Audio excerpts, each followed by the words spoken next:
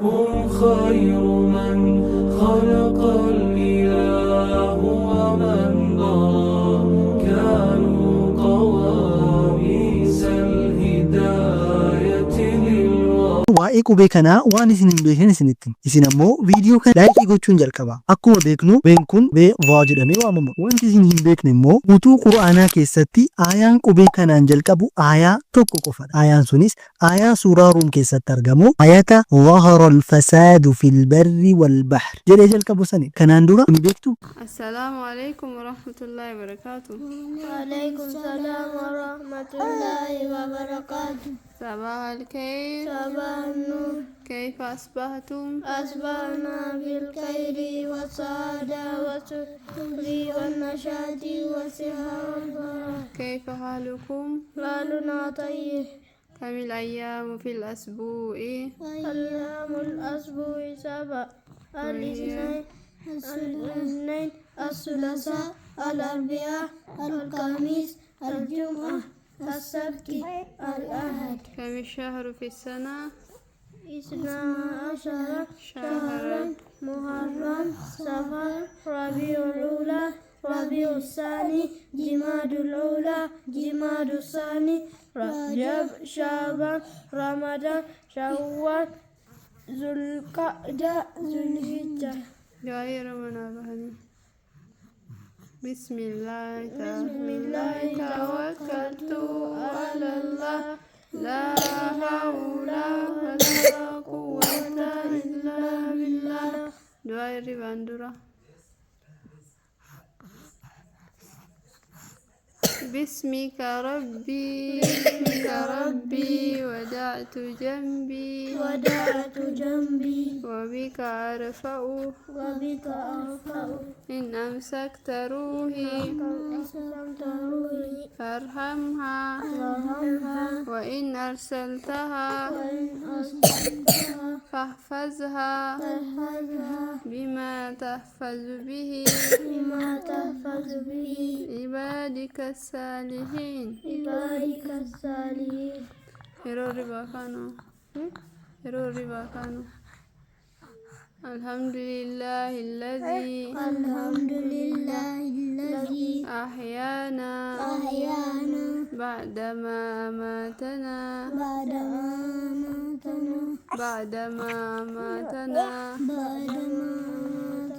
وإليه النشور. دعائنا تندرا. اللهم بارك لنا فيما رزقتنا وأنت خير الرازقين. بسم الله. دعائنا تنبودا.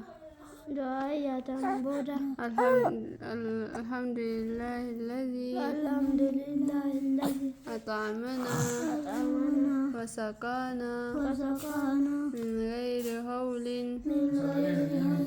مني ولا قوة. بسم الله الرحمن الرحيم.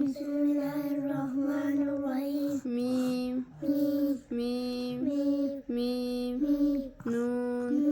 نون واو ها همزة يا ميم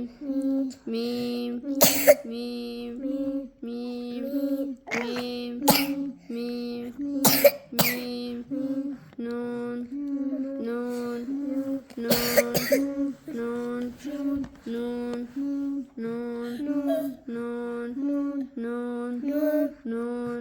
ميم